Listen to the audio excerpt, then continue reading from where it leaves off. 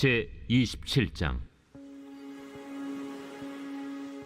우리가 배를 타고 이달리아에 가기로 작정되매 바울과 다른 죄수 몇 사람을 아구스도대의 백부장 율리오란 사람에게 맡기니, 아시아 해변 각처로 가려 하는 아드라무테노 배에 우리가 올라 항해할세 마게도냐의 데살로니가 사람 아리스다고도 함께하니라. 이튿날 시돈에 되니 율리오가 바울을 친절히 대하여 친구들에게 가서 대접받기를 허락하더니, 또 거기서 우리가 떠나가다가 맞바람을 피하여 급으로 해안을 의지하고 항해하여 길리기아와 밤빌리아 바다를 건너 루기아의 무라시에 이르러 거기서 백부장이 이달리아로 가려 하는 알렉산드리아 배를 만나 우리를 오르게 하니, 배가 더디가 여러 날 만에 간신히 니도 맞은편에 이르러 풍세가 더 허락하지 아니하므로 살몬의 앞을 지나 그레데 해안을 바람막이로 항해하여 간신히 그 연안을 지나 미항이라는 곳에 이르니 라세아시에서 가깝더라. 여러 날이 걸려 금식하는 절기가 이미 지났으므로 항해하기가 위태한지라 바울이 그들을 권하여 말하되, 여러분이여, 내가 보니 이번 항해가 하물과 배만 아니라 우리 생명에도 타격과 많은 손해를 끼치리라. 백부장이 선장과 선주의 말을 바울의 말보다 더 믿더라. 그 항구가 겨울을 지내기에 불편하므로 거기서 떠나 아무쪼록 베닉스에 가서 겨울을 지내자 하는 자가 더 많으니, 베닉스는 그레데 항구라. 한쪽은 서남을, 한쪽은 서북을 향하였더라. 남풍이 순하게 불매 그들이 뜻을 이룬 줄 알고 닻을 감아 그레데 해변을 끼고 항해하더니, 얼마 안 되어 섬 가운데로부터 유라굴로라는 광풍이 크게 일어나니 배가 밀려 바람을 맞추어 갈 수 없어 가는 대로 두고 쫓겨가다가 가우다라는 작은 섬 아래로 지나 간신히 거루를 잡아 끌어올리고 줄을 가지고 선체를 둘러감고 수르디스에 걸릴까 두려워하여 연장을 내리고 그냥 쫓겨가더니, 우리가 풍랑으로 심히 애쓰다 이튿날 사공들이 짐을 바다에 풀어버리고 사흘째 되는 날에 배의 기구를 그들의 손으로 내버리니라. 여러 날 동안 해도 별도 보이지 아니하고 큰 풍랑이 그대로 있음에 구원의 여망마저 없어졌더라. 여러 사람이 오래 먹지 못하였음에 바울이 가운데 서서 말하되, 여러분이여, 내 말을 듣고 그레데에서 떠나지 아니하여 이 타격과 손상을 면하였더라면 좋을 뻔하였느니라. 내가 너희를 구원하노니 이제는 안심하라. 너희 중 아무도 생명에는 아무런 손상이 없겠고 오직 배뿐이리라. 내가 속한 바 곧 내가 섬기는 하나님의 사자가 어젯밤에 내 곁에 서서 말하되, 바울아, 두려워하지 말라. 내가 가이사 앞에 서야 하겠고 또 하나님께서 너와 함께 항해하는 자를 다 내게 주셨다 하였으니, 그러므로 여러분이여 안심하라.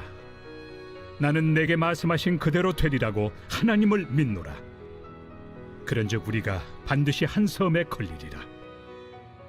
열나흘째 되는 날 밤에 우리가 아드리아 바다에서 이리저리 쫓겨가다가 자정쯤 되어 사공들이 어느 육지에 가까워지는 줄로 짐작하고 물을 재어보니 20길이 되고 조금 가다가 다시 재니 15길이라.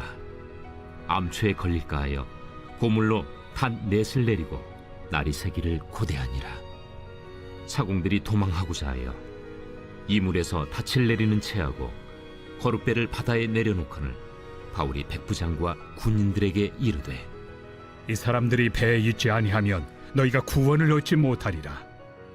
이에 군인들이 거룻줄을 끊어 떼어버리니라. 날이 새어가매 바울이 여러 사람에게 음식 먹기를 권하여 이르되, 너희가 기다리고 기다리며 먹지 못하고 줄인 지가 오늘까지 열나흘인즉 음식 먹기를 권하노니 이것이 너희의 구원을 위하는 것이요 너희 중 머리카락 하나도 잃을 자가 없으리라. 떡을 가져다가 모든 사람 앞에서 하나님께 축사하고 떼어 먹기를 시작하매 그들도 다 안심하고 받아 먹으니 배에 있는 우리의 수는 전부 276명이더라. 배부르게 먹고 밀을 바다에 버려 배를 가볍게 하였더니 날이 새매 어느 땅인지 알지 못하나 경사진 해안으로 된 항만이 눈에 띄거늘 배를 거기에 들여다 댈 수 있는가 의논한 후 닻을 끊어 바다에 버리는 동시에 키를 풀어 늦추고 돛을 달고 바람에 맞추어 해안을 향하여 들어가다가 두 물이 합하여 흐르는 곳을 만나 배를 걸매 이 물은 부딪혀 움직일 수 없이 붙고 고물은 큰 물결에 깨어져 가니 군인들은 죄수가 헤엄쳐서 도망할까 하여 그들을 죽이는 것이 좋다 하였으나 백부장이 바울을 구원하려 하여 그들의 뜻을 막고 헤엄칠 줄 아는 사람들을 명하여 물에 뛰어내려 먼저 육지에 나가게 하고 그 남은 사람들은 널주가 혹은 배 물건에 의지하여 나가게 하니 마침내 사람들이 다 상륙하여 구조되니라.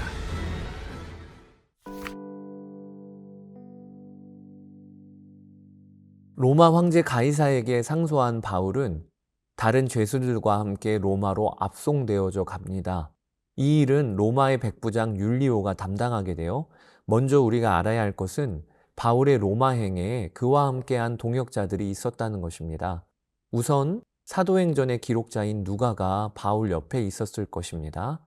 그래서 1절에 우리가 배를 타고 이달리아에 가기로 작정되매라고 기록되어 있는 거죠. 또한 데살로니가 출신의 아리스다고도 이 여정에 함께 했습니다.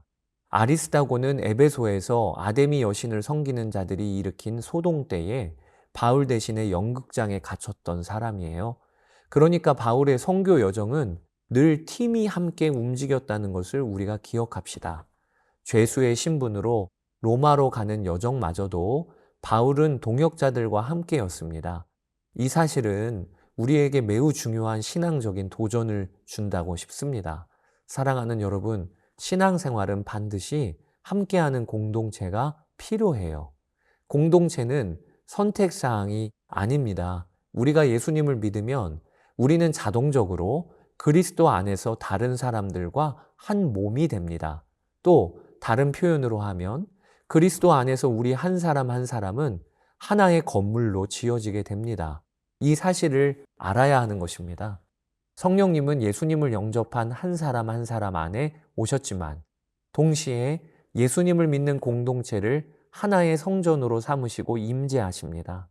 그러므로 우리는 개인적으로도 주님과 동행하는 삶을 경험해야 하지만 동시에 공동체적으로도 주님과 동행하는 일을 경험해야 하는 것이지요. 그러면서 우리의 믿음은 균형 잡혀 자라나게 됩니다. 바울은 이 사실을 알았어요. 그래서 그는 늘 공동체와 함께 팀 사역을 했던 것이죠.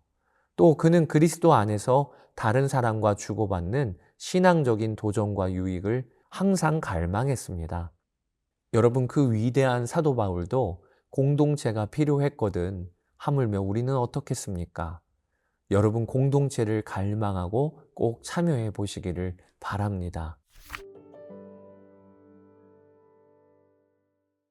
바울의 로마로의 여정은 지도를 참고하시면서 읽어보세요.